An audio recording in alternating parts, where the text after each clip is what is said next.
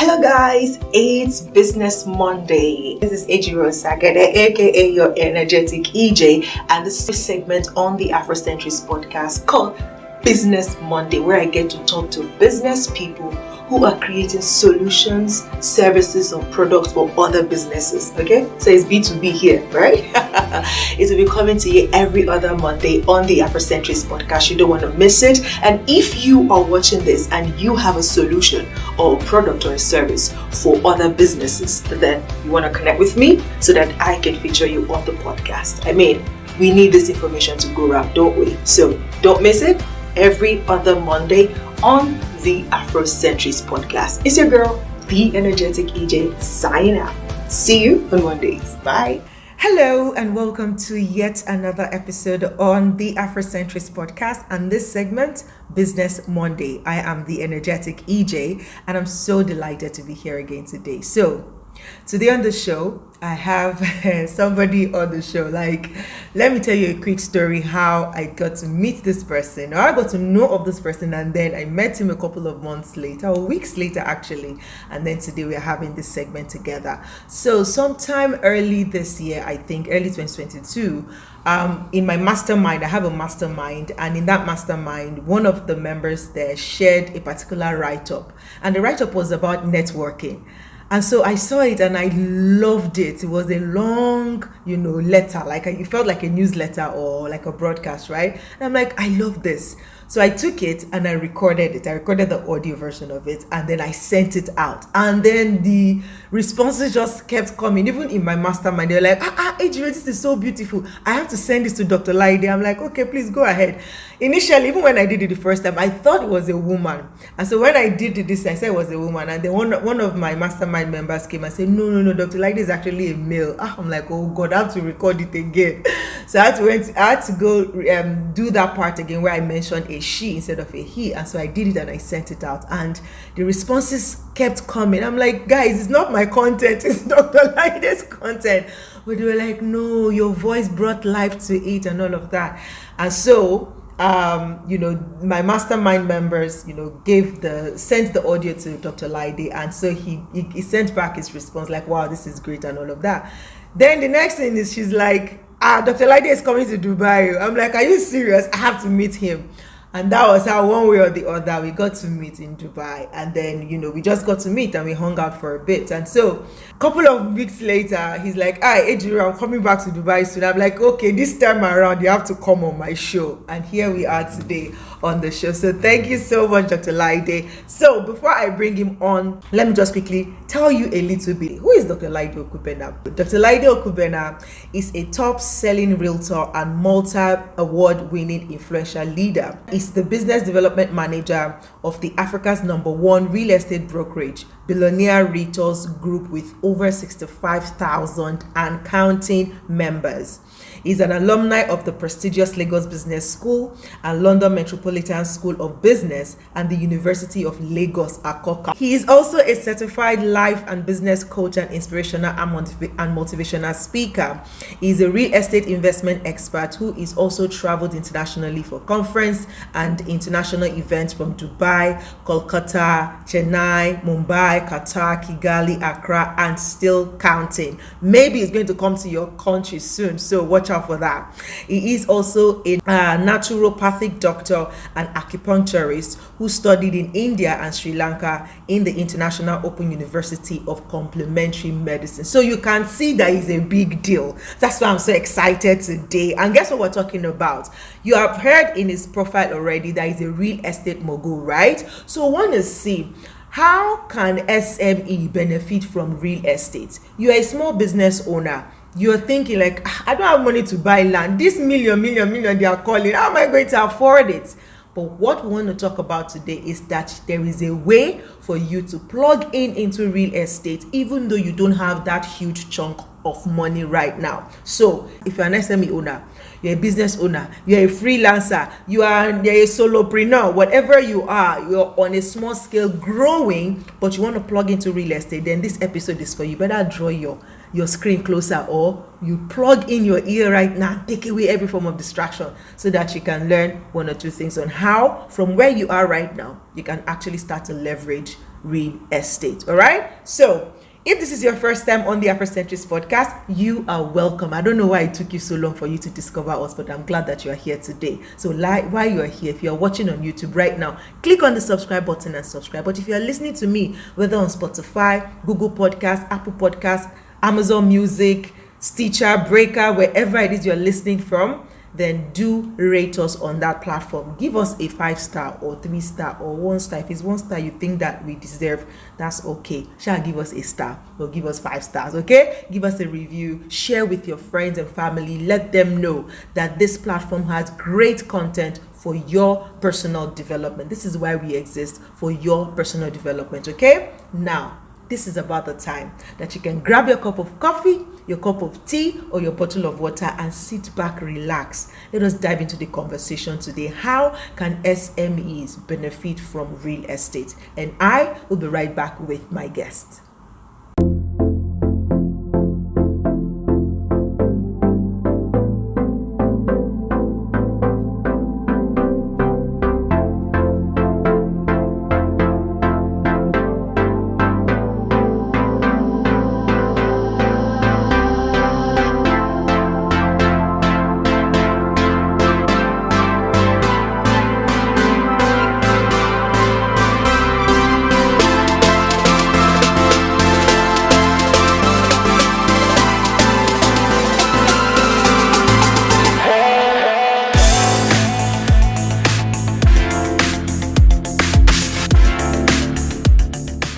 Okay, welcome to the show, Dr. Laide Okubena. How are you doing today? Yeah, I'm fine. Awesome. So good to have you on the show.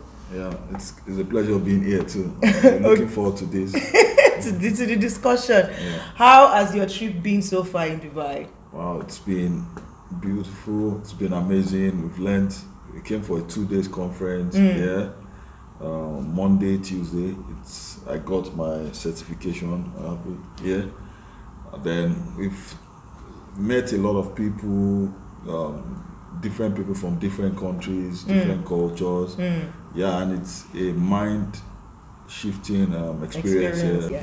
Fantastic. I like that you enjoyed your aid, and so far the conference you came for has been successful. Now let us come into the conversation of the day. Like today we're talking about how can SMEs benefit from real estate. I mean, you've been hearing real estate here and there, and sometimes, you know, we just kind of, for SMEs, for small businesses, for even freelancers, people who are self-employed, solopreneurs, they just shut their minds out like, this thing is not for me. I don't have the funds yet, so I can't even think about it.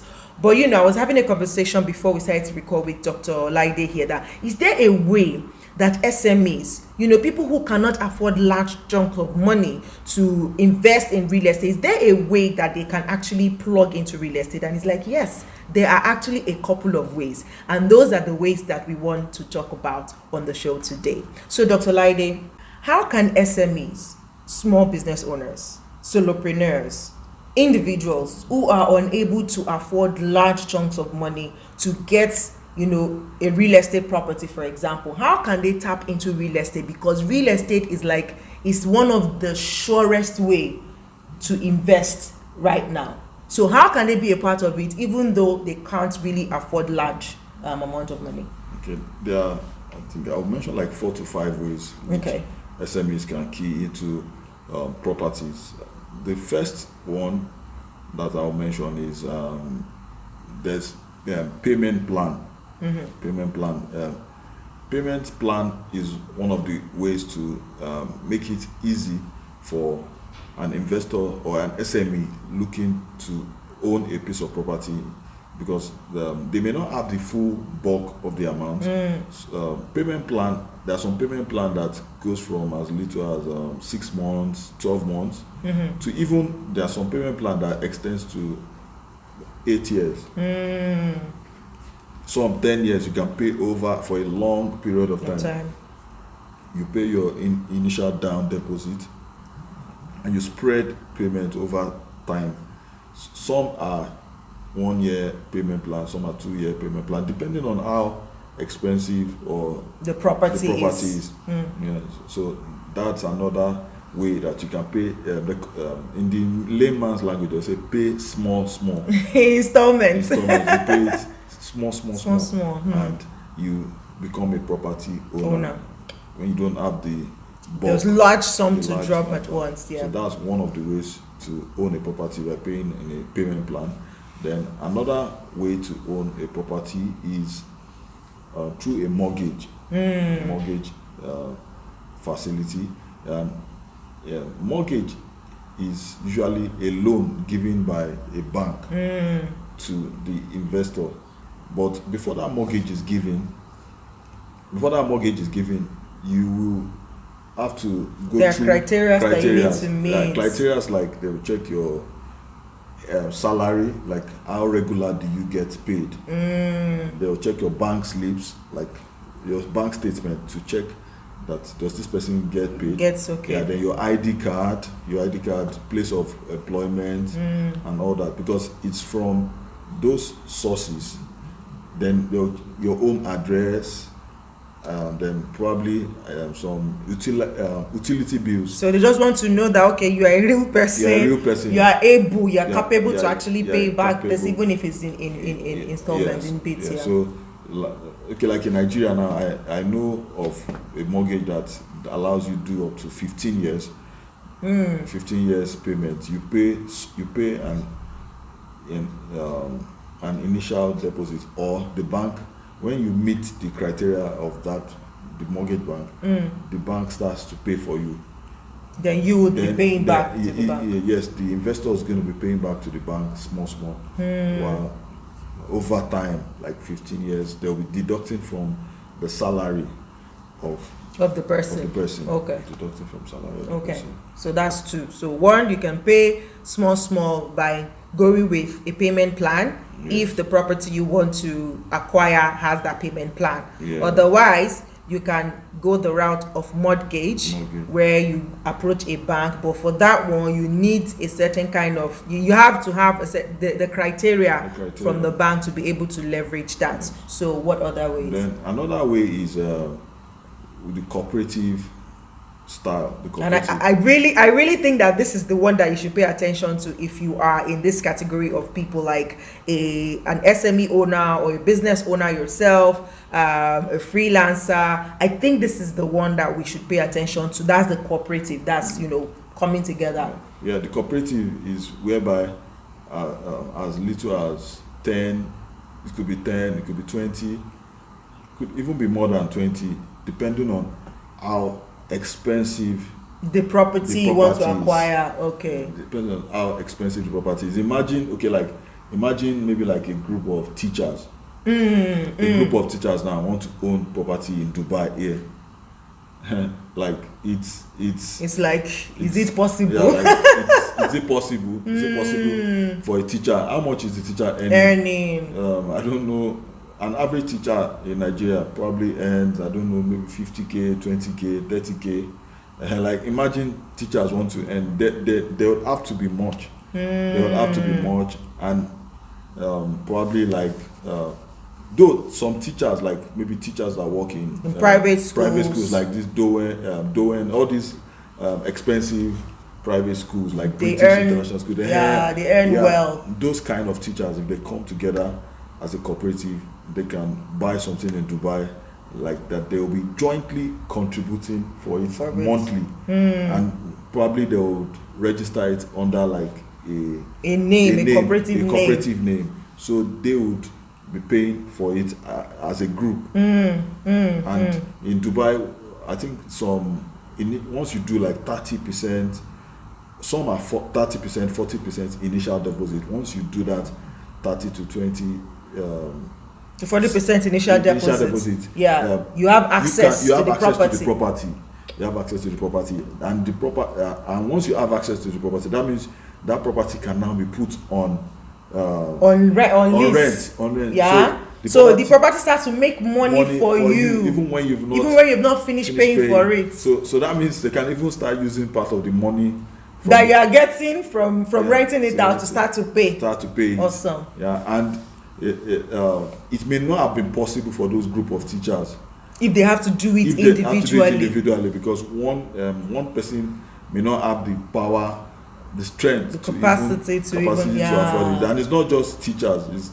It's like average earners and small business owners. Seriously. And even in Nigeria, for instance, people that are very, very low income earners that want to buy properties in strategic places, maybe like Lekki Ekpe Expressway on the road. They want to buy estates on the road, or they want to buy something in Aja, Shongotedo, even Lekki Phase 1. You want a good property that that once you buy this property, it's going to appreciate, and it can start bringing you money, rental income. But let me cut you there. I understand for Dubai here, for example, like you said, I know that most of if it's not off plan, if the tower or the building is ready, then once you do that first 30%, 40% payment, you can actually start renting it out. Yeah. I know that for Dubai. Is it the same? Are there properties like that in Nigeria? Because what I know so far, before I left, is that when you pay for a property, you probably need to wait. Most times, if it's offsite, you have to wait for them to develop it, to build it.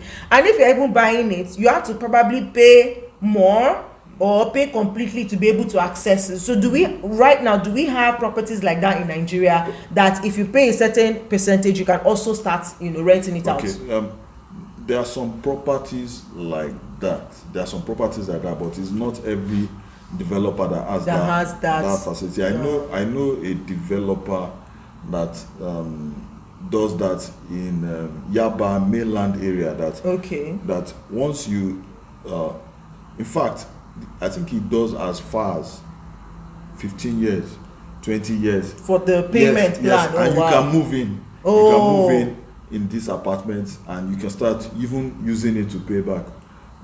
That facility is available. In Nigeria it's available, but it's not every developer that has that offer. And some people use this method to even own property in a big area. For instance, like maybe a group of teachers.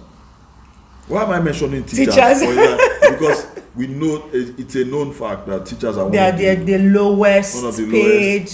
Averagely, when we talk of generally, yes. Like a group of teachers say want to own land in maybe Chevron, or we want to own land.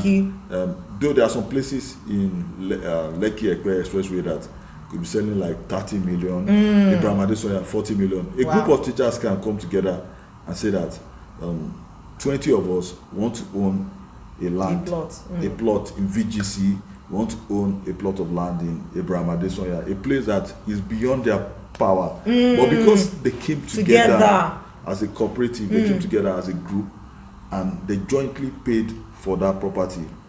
If they are 20, if they are 15, the 20 of them would jointly own that land. And where they would benefit from the land is if they could decide to build on it too, and build apartments. Or they can wait for some years to appreciate. For it to appreciate. Then they sell it and split the profit. So and without the synergy of coming together, there is no way they would never have owned that property. They would just be dreaming about it, thinking about it. It will never manifest in their life because they don't have the capacity. They can't afford it. But when they came together as a cooperative, in fact, the power of coming together is really powerful. And powerful. I think in 2020, late 2020, so there's this convention that they do every year. It's called Gold Convention, right? So they bring gold investors, stakeholders that are dealing in gold and foreign exchange together for that conference. And I was privileged to be one of the moderators in that particular 2020. And so I was interviewing some people that came in from Africa. It was from every part of the world, Russia, and in that particular year, I think it was the first time that Israel was even involved in this sector.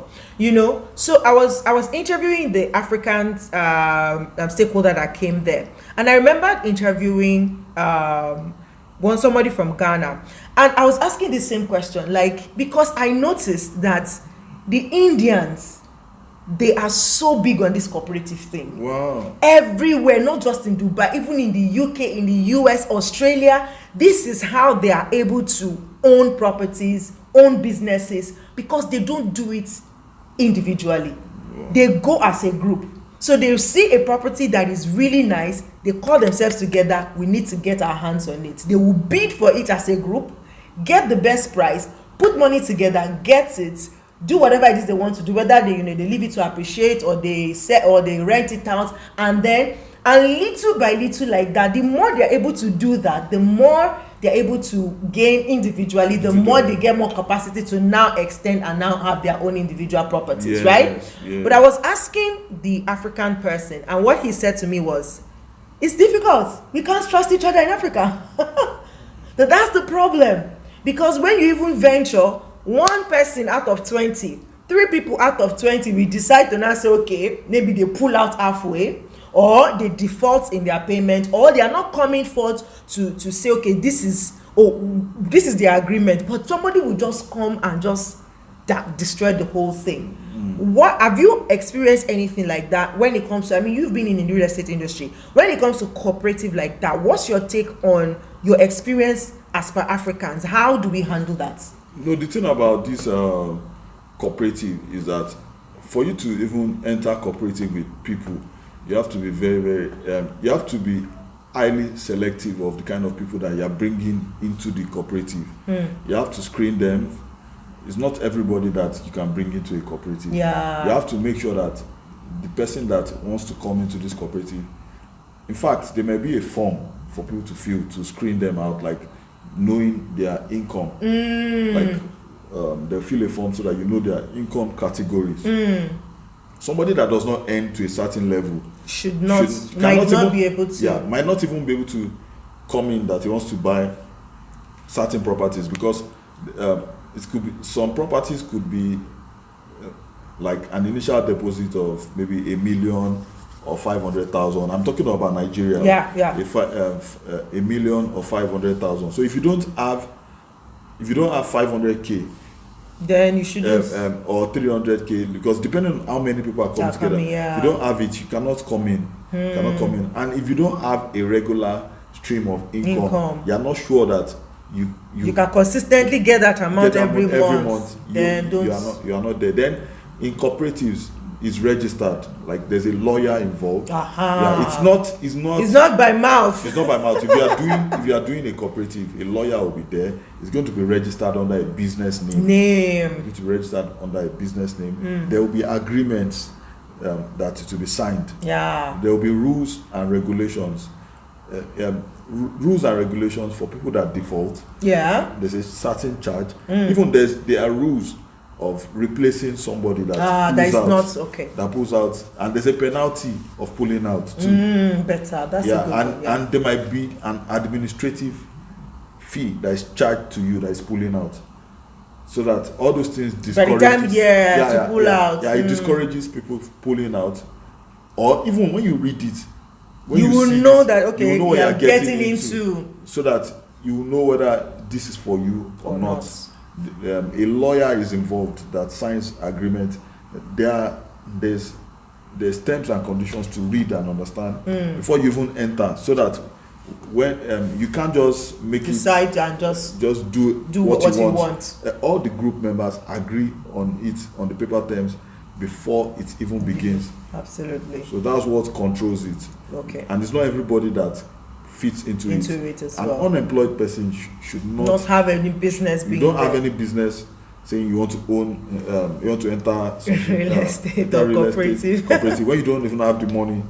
Where will you get the money? So you must make sure that you have a regular source of income before you start thinking investment. And that's another thing that I feel like a lot of, especially young people who are even coming into the online space, because we have a lot of people coming into the online space that the online space is a place where you can make money quick and all of that. But the truth is, in a way, sometimes you need to consistently have that inflow for you to think investment. Yes. If there is no consistent inflow of funds for you yet, don't think investment. Think of getting consistent income. Yes. And then maybe saving.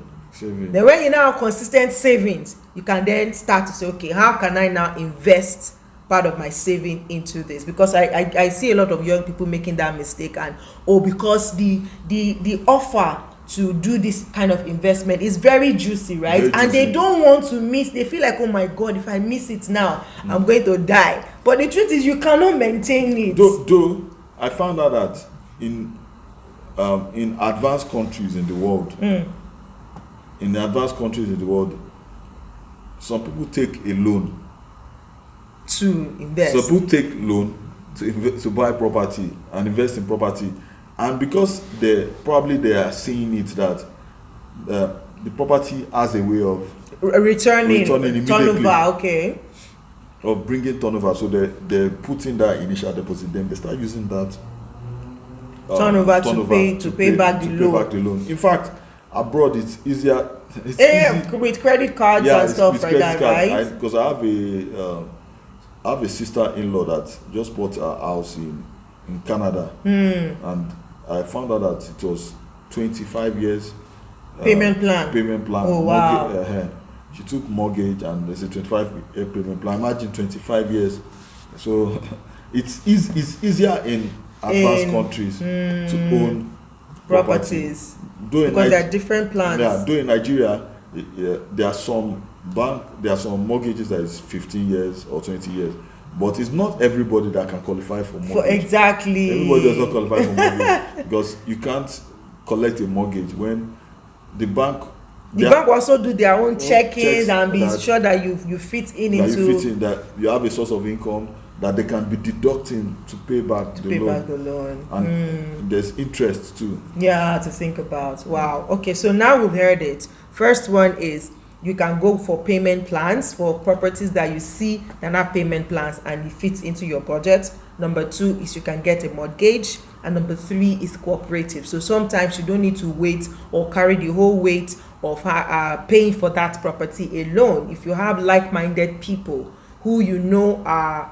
trustworthy, right, are ready to invest, are in need for the long haul, you can come together to be able to contribute towards owning a property. So that way you are not missing out completely on real estate and getting money, but at least you are doing it as a group, and it actually kind of helps you ease the burden but also fast track your way into owning a property and making more money. Are there any other ways that people can, people who don't have consistent large chunk can actually benefit from real estate? Okay, there are some other cooperatives where people do, like they call it ajo contribution. Yeah, like if you are part of a cooperative ajo kind of thing, like that, maybe in a part every month one person collects the chunk of money.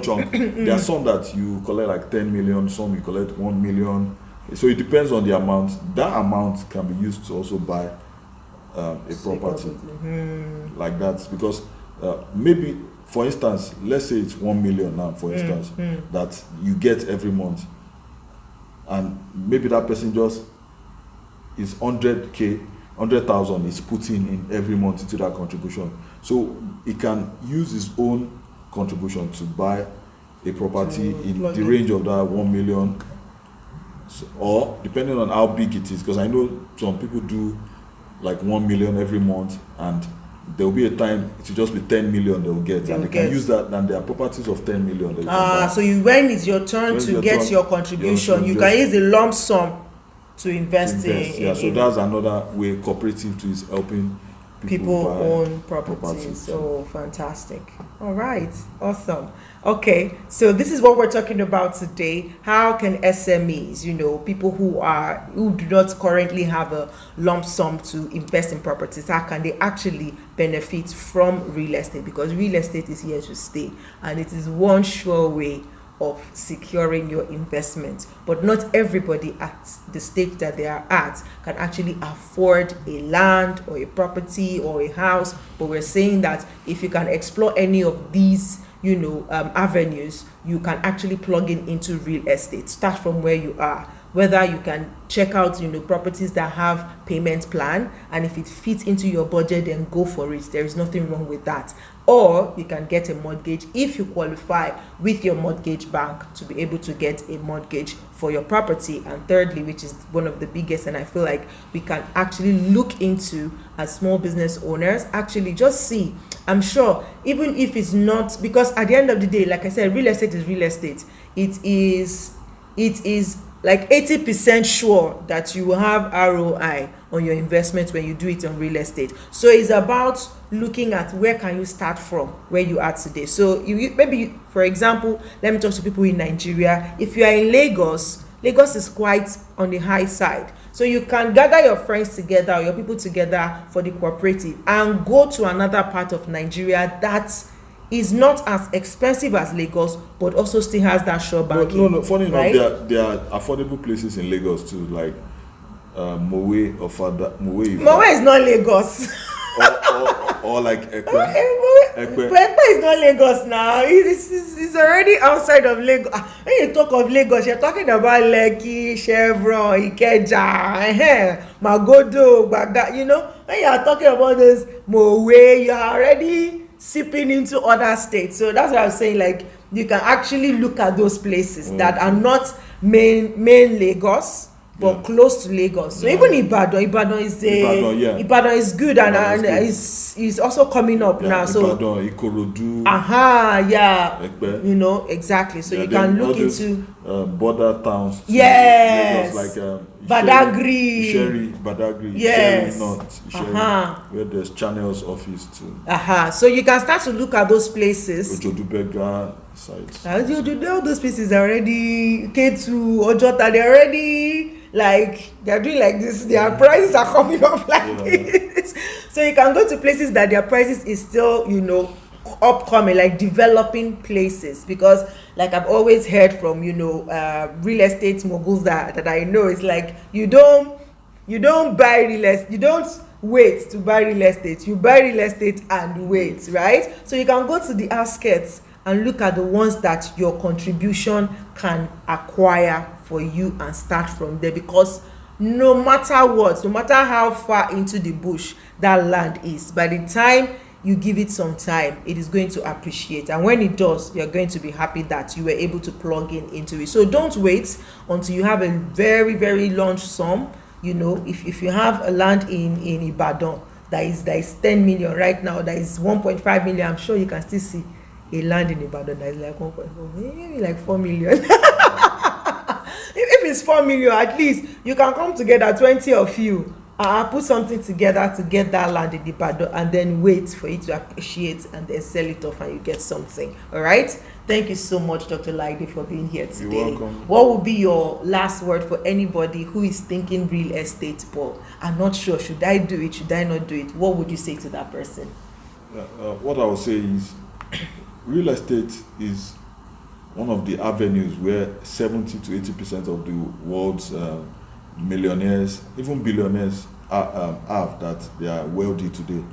And real estate is a source of transgenerational wealth. Like this apartment we are in right now, I'm sure it's someone that owns it or a family that owns it. And imagine the kind of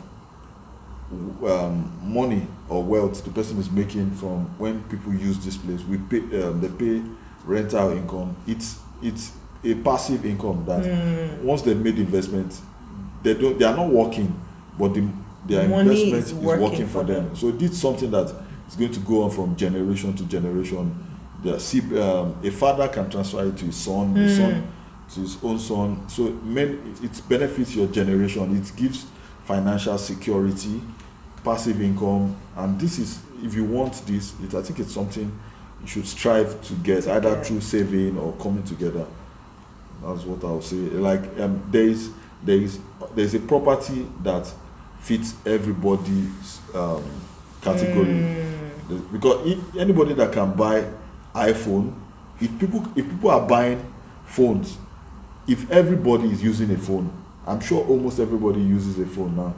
If every adult can afford phone, that even in Nigeria, I heard that there is something called easy easy buy where you pay a certain amount and they deduct from you monthly. If people are doing that for phones, why not for why land? not for land? And an average iPhone or Samsung phone, it's almost the cost of land. But the only thing is that most people don't make it a priority, and they find out that their rent, what they pay for rent, it's in fact, some people pay rent that can buy them properties, but they are not just, they didn't just have the awareness or make it a priority. Some people pay rent of 8 million, 10 million every year, and it's something that you can actually do a down payment and do the mortgage thing or payment plan, and you actually pay, instead of paying rent, you are paying for your house until you. It's like car hire, hire purchase. So it's just about priority. Everybody can own a property depending on their budget or capacity. If they make it a priority, everybody can actually own a property. Fantastic. Thank you so much, Dr. Laide, for being here today.